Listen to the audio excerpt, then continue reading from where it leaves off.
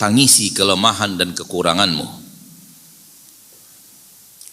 Bagi kita yang diberikan oleh Allah usia panjang dan nikmat besar bertemu Ramadan yang tidak sebentar, yang tidak lama lagi akan datang.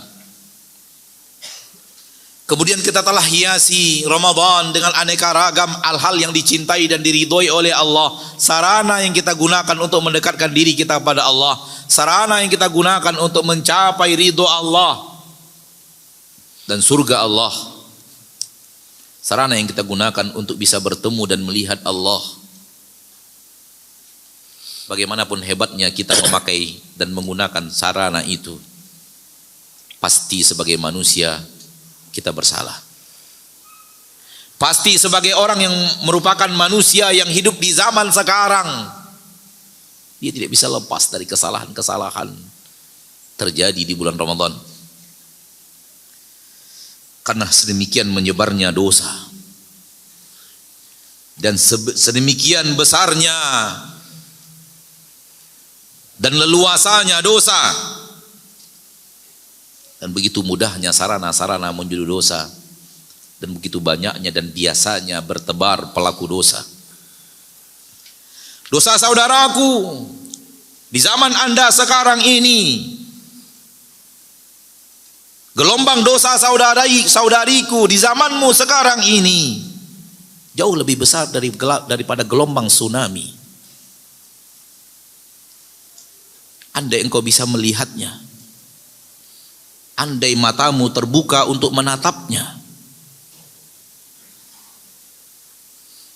maka gelombang dosa di zaman kita sekarang di negeri kita ini lebih hebat daripada gelombang tsunami yang pernah menimpa Aceh.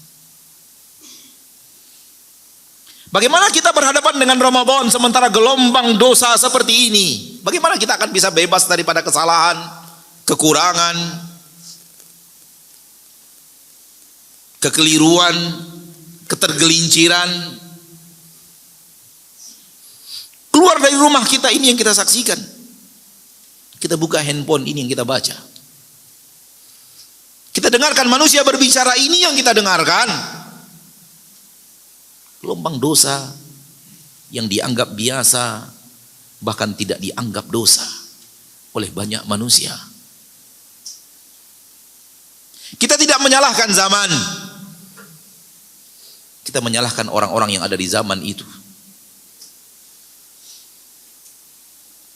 Kita tidak menyalahkan waktu, kita menyalahkan orang-orang yang menggunakan waktu.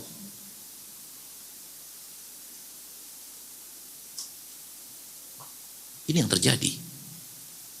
Maka mustahil Ramadan kita suci sesuci-sucinya, tanpa dosa, tanpa kekurangan, tanpa kesalahan, tanpa ada kesalahan lisan, tanpa ada kesalahan mata, tanpa ada kesalahan telinga.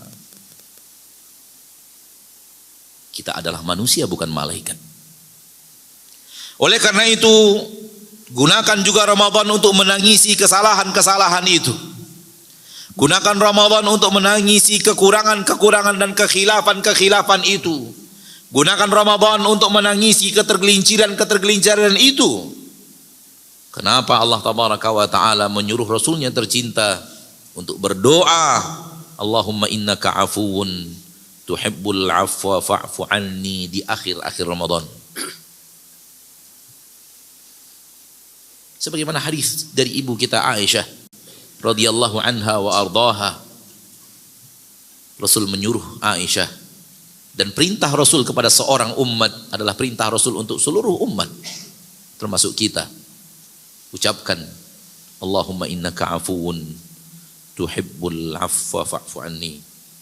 Ya Allah, engkau adalah Rabb yang maha pengampun, maka engkau adalah Rabb yang maha pengampun, dan engkau Rabb yang sangat suka mengampuni, maka ampunilah aku, maafkan aku.